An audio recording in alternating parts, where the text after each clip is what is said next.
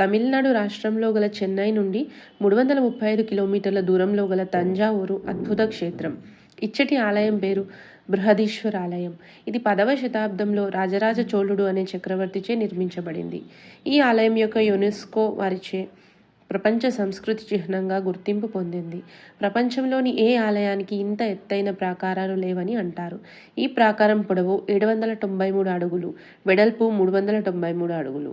13 అంతస్తులుగా నిర్మించిన 216 అడుగుల ఎత్తుగల ఆలయ గోపురంపై 80 టన్నుల రాయిని శిఖరాగ్రంగా ఆ రోజులలో 4 మైళ్ళ దూరం నుండి ఏటవాలు రాళ్ల వంతెనపై దొర్లించుకొచ్చి నిలిపారట.